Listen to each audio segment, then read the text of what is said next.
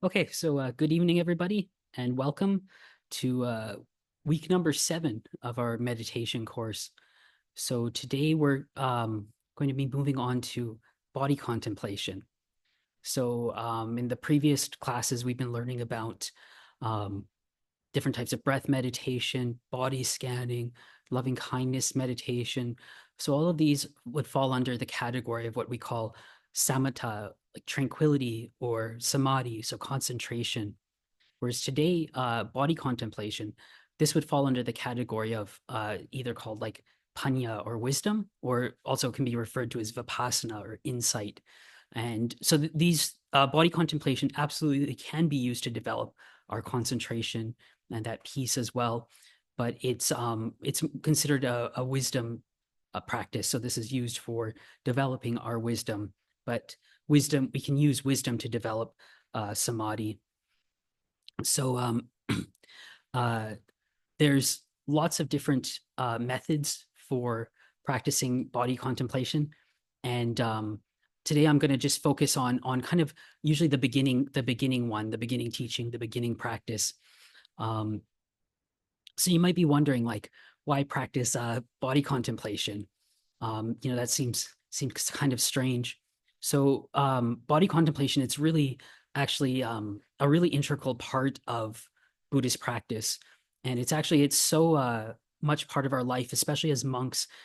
During our ordination ceremony, which dates back to the time of the Buddha actually, part of the ordination ceremony is teaching body contemplation. So the teachings of um, the the first five parts we use for the body contemplation are built right into our ordination ceremony. And so this is very common.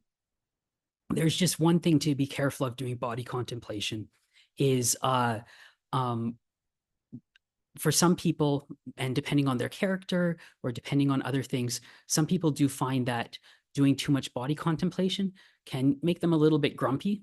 So if you do find that you're doing body contemplation, then the next day or a couple days later, you find you're just kind of in this like unexplainably bad mood, or or you feel kind of down or something, it might be from the body contemplation, and then you can just take a break for that and focus more on just developing the samadhi, the concentration, the tranquility. So doing more stuff like breath meditation or loving kindness meditation. And so when we are doing the body contemplation, it really works at reducing our sense of self, and it can really work at reducing our desires. So when we were doing loving kindness meditation, that's one of the benefits of it, is it reduces our anger and our aversion. Whereas when we're doing body contemplation, it's going to be working against reducing our desires, reducing our lust. And so it's an important thing. And it also starts um, uh, breaking down our attachment to our body and seeing our bodies as self, seeing this is me, this is mine. Because so we're going to work today on something called the 32 parts of the body. So it's seeing the body as its different parts. Because when we think of ourselves, when we think of our bodies, we think of it as a whole, as one thing. So it'd be kind of like thinking of a car as one thing, but it's actually a whole bunch of little things. And so it's and when you can see that as the separate things, you stop attaching it to it as me and mine and this one set thing. So it's kind of the same as if you take a car and you take it apart and lay all the pieces out in a field. You wouldn't say that's a car. You'd say, well, that's a tire. That's a, don't know many car parts. That's a engine, or, and that's a seatbelt, and so it's kind of the same with the body. We see it as me, we see it as mine, but it's actually a whole bunch of parts, and it's always changing. And it's not something to attach to as self. I mean, you can even see it like we can nowadays with medicine. I mean, they can do transplants on almost any body part, hearts, hands. They can do face transplants now. And so, uh, these things which weren't yours at some point, are now attached to the body, and we're starting to see it as mine. So we have a lot of these attachments to our body. And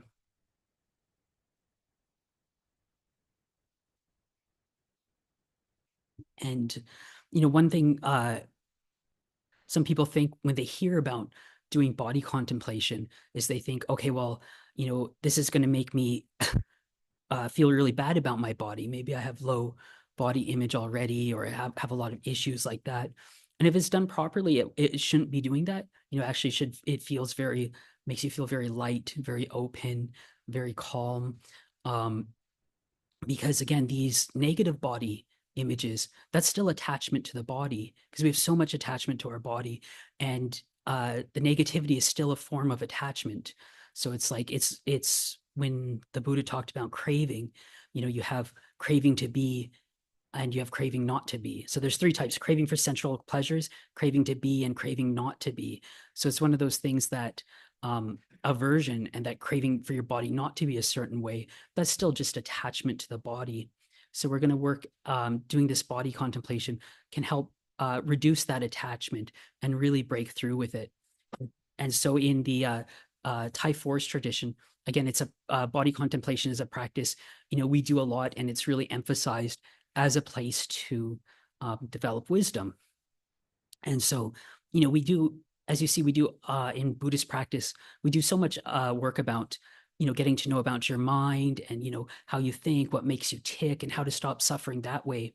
But uh, we have to learn about the body too. And one of the advantages to really contemplating the body is because it's right here. It's solid. You can feel it. You can uh, smell it sometimes, and there's all your senses are through it. So it's changing very slowly. So whereas the mind is very quick, it's moving around and stuff, whereas the body's right here to look at. There was this one time Lumpur Biek was giving this talk to us as the monks after, as monks, every 2 weeks we get together on the full moon and the new moon, and one of the monks will chant our rules. It's called the Patimokkha. And so when that was finished, the senior monk usually gives a Dhamma talk, and it's usually like really directly to, because it's just monks there, so it's directly to the monks. And Lumpur Biek was giving us this talk once, and it was a really good talk, and it was about body contemplation. And he was saying, he was comparing it to using a bow and arrow. And he was saying, it's like, he was encouraging us to do body contemplation, because he was saying it's like, if you just try to work on the mind, it's like it's your first time using a bow and arrow and you're trying to shoot a target which is flying through the air. Whereas when you're doing the body, he's like, it's just shooting a target which is there stationary on the ground, because it's so much more solid. And again, that doesn't mean don't do any contemplating the mind, don't do any work with the mind. What most of what we're doing is work with the mind, but in this practice, we're working on contemplating the body and trying to see it for its true nature and see it for what it is, and seeing through our wrong views about it and our misconceptions about it will help us break that attachment to it. So there are many different techniques for contemplating the body. So I'm going to start off usually where at the beginning for these techniques. So there's this thing list. It's called the 32 parts of the body. So this was just how the Buddha broke up the body into its different parts. So you've got hair of the head, hair of the body, you've got lungs, you've got bones, you've got blood, you've got bile. So it's in 32 parts. So but what we do is we usually focus on the first five. And these first five are actually the ones which are taught to us in our ordination ceremony. And so these are the external ones that, that we can see. Because again, it's much easier to contemplate it when you can see it. And a lot of times what we're attached to is, the external parts. Like most people are more attached to how their hair looks than how their spleen looks. So we so we start with these. So it starts with hair of the head, hair of the body, nails, teeth, and then skin. And so in our ordination ceremony, we have to chant it in Pali. We repeat after the one of the people in the ordination ceremony. So it's Kesa for hair of the head, Loma for hair of the body, Naka for nails, Danta for teeth, and Tacho for skin. And you can see the similarity between the languages. Even like Danta is very close to dental. And so a lot of times we'll use the Pali words when we contemplate, because they're much easier, just 2-syllable words instead of hair of the head. But whatever works for you, it's you can whatever works. So what we'll do is when we start contemplating, we're going to start, and for this method, we're going to go through the five, and we can go through them in forward and then reverse. And so what you do is you can just put your awareness, when we start with hair of the head, you can just put your awareness where the hair is, and then hair of the body, move your awareness to where the hair of the body is, and then to the nails, to the teeth, and the skin. And when you do this, when you go to the different parts, you can just, if you like, you can just repeat the words to it, because that can help us focus and stay on it. So like hair of the head, hair of the head, or kesa, kesa for it. And then you can also try to visualize it as well if you like. Certain people are can't visualize. Like I know a couple monks who there's actually a name for the condition. They cannot bring visual objects up into their mind. Like if you ask them, what does your mother look like? They literally can't bring that visual object up. So some people can't visualize. So that's okay. Don't worry about it. They're still very good monks.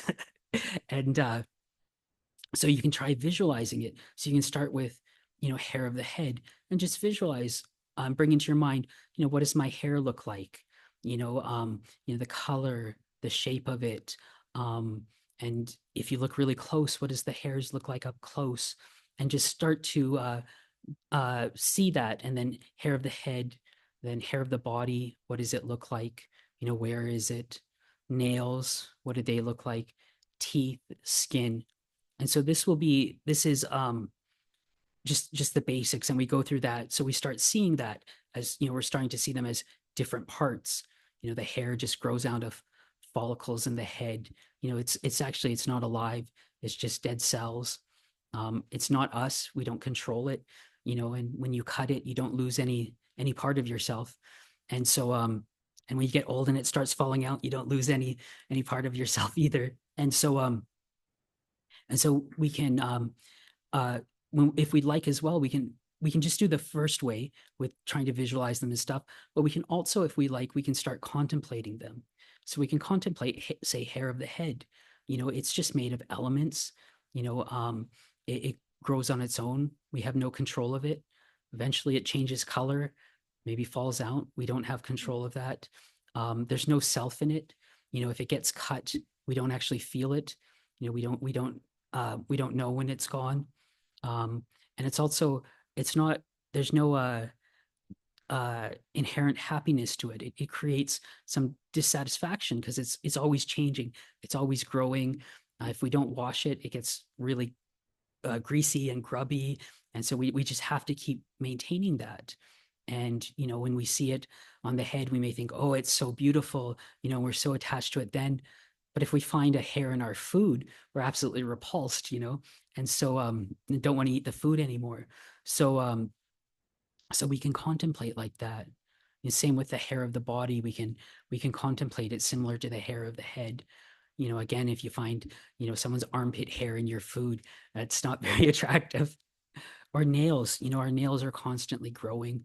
We're constantly having to cut them back, take care of them, and they get dirty underneath. And they're just elements. Again, you have no real feeling in the nail. You don't know if it's cut or if it's long. And so there's no self to it. And the teeth as well. You can contemplate the teeth. They're very hard. It's just enamel. We don't have feeling in it. Again, it can be, if we don't brush our teeth, what's that like? So it can get really unpleasant. And then the skin as well. It's constantly changing. As we get older, it starts to wrinkle and sag. If skin skin cells and stuff are always falling off. So, people can get dandruff or dry skin. And so it's constantly changing. There's nowhere in these that we can see as a me or a mine or a self, even though we take our bodies to be ourself and we attach to them like that. And so what we can do is, when we're doing this practice, is we can we can go kind of a few ways. So we can go through the five parts, just going forward and then reverse, forward and reverse. Or we can contemplate them, and we can contemplate each part. But one of the things we'll find when we start doing body contemplation over a period of time, there's certain body parts that really click with us. So today we're focusing on just these five, but you can go through the whole body later, all the different parts, but you'll find some that just really you connect to. So you might be contemplating, hair of the head, hair of the body, nails, teeth, skin, going through that. And then you find that actually, like teeth, you really like contemplating teeth, and you really work on this. So you can be going through, and when you get to teeth, if it clicks that, just go for teeth, or really start contemplating that. And so these are kind of the quick, kind of condensed, fast instructions on for doing body contemplation today. And so so we can start and try doing some uh guided meditation. I'll just kind of start us off, and then most of it I'll let people do on their own, just so they can go at their own pace.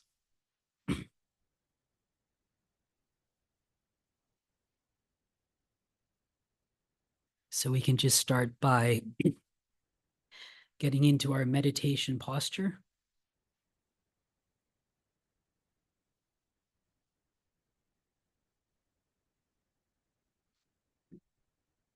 And we can just start to bring our awareness into the present moment,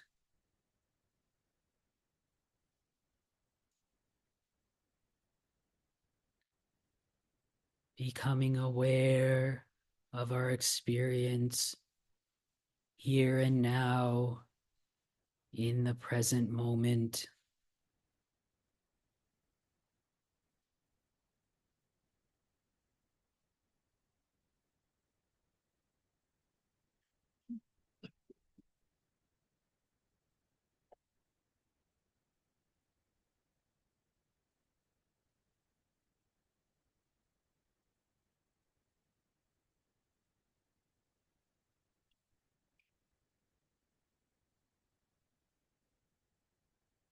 And we can start to bring our awareness into the body,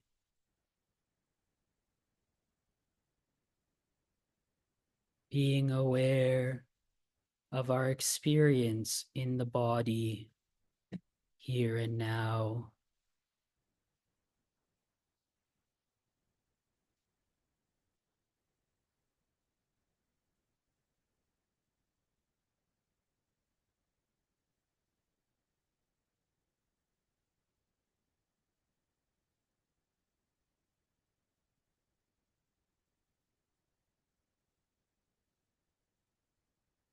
Being aware of the feeling of heat or coolness on our skin.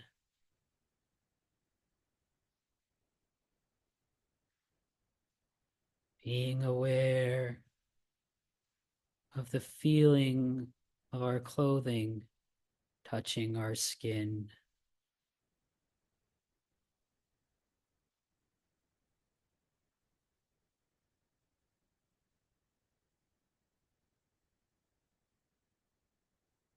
Being aware of the feeling of our arms resting on our legs.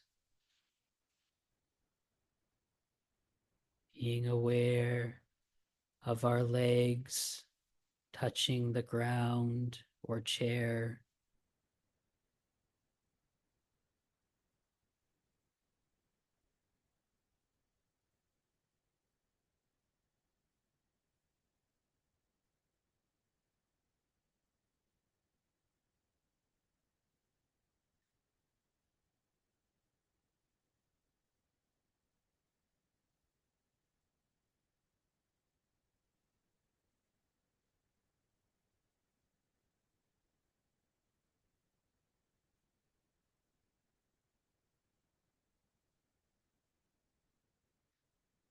And if there's anywhere in our body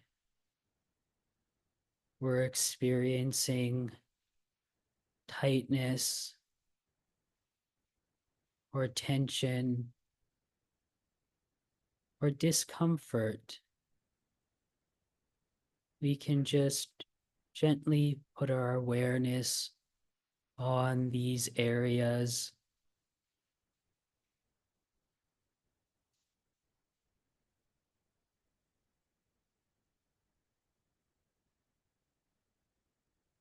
And just gently allow these areas to relax.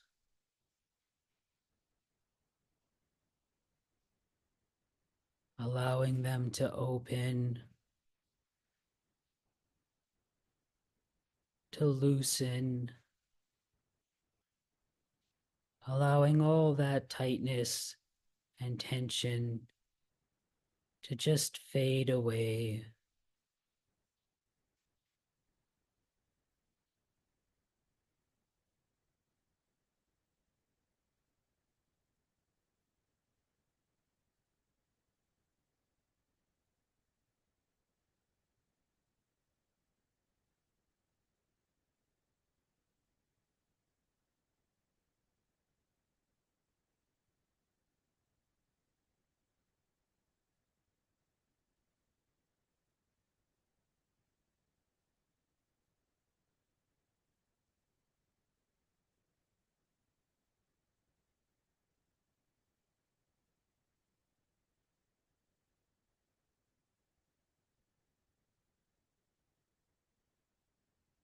So now we can bring our attention to the top of our heads,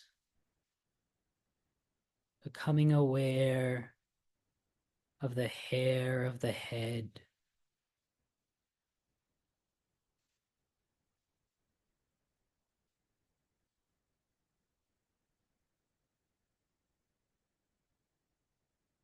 And on our own, and in our own time, we can just go through the 5 parts: the hair of the head,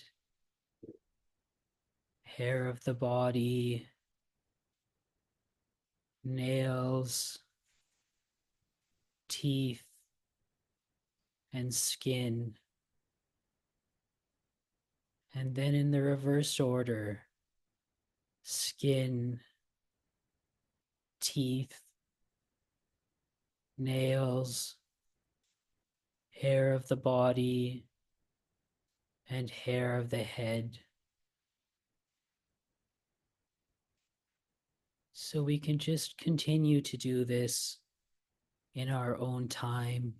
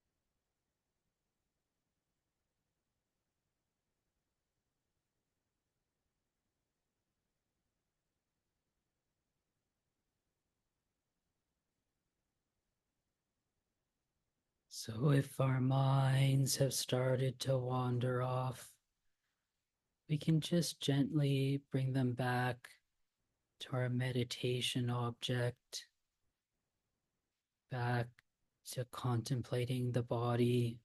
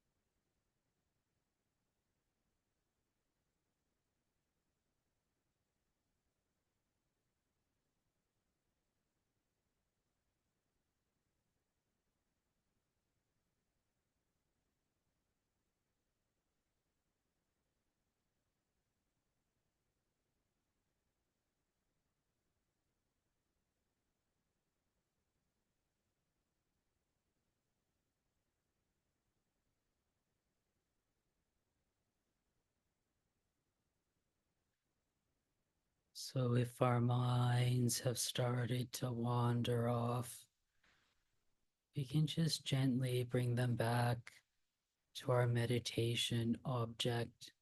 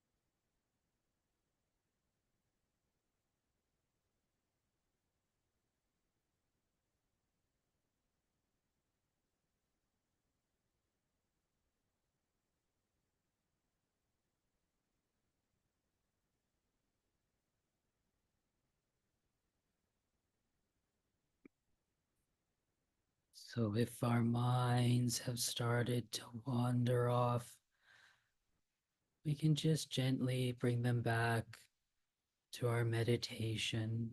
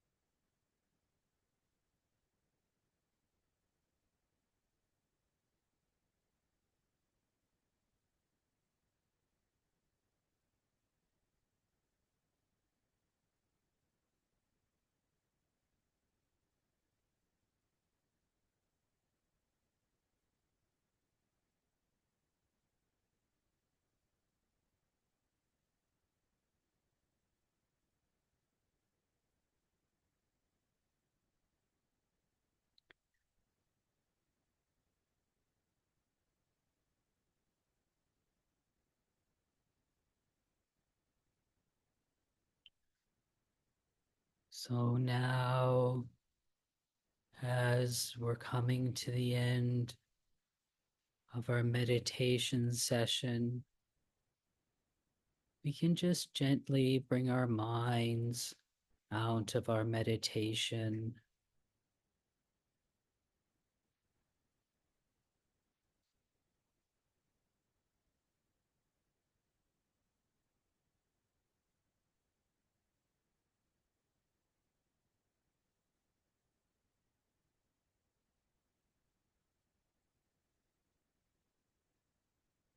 And when we feel ready, we can just gently open our eyes and finish our meditation.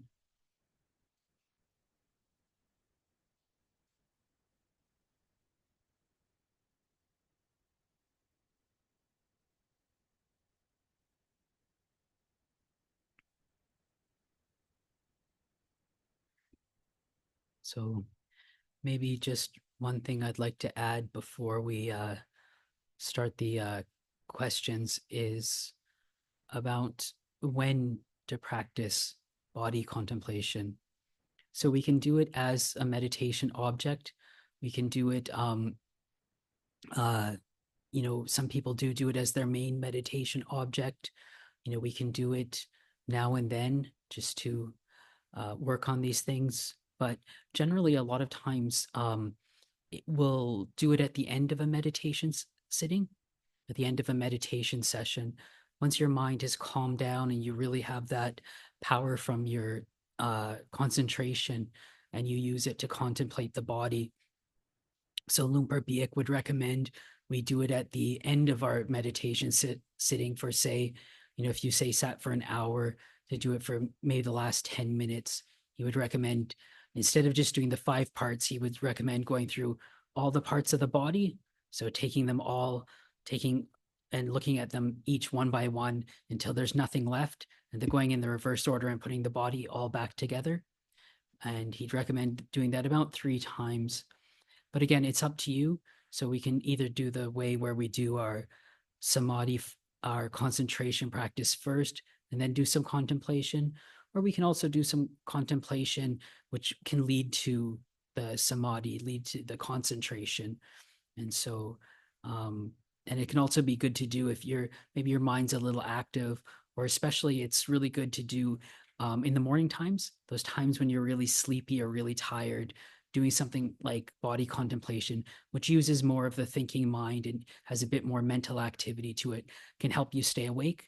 Because sometimes in the morning, if you're just watching the breath and getting calmer and more peaceful, it's easy to just fall right to sleep while meditating. So I think I'll offer that for reflection for this evening.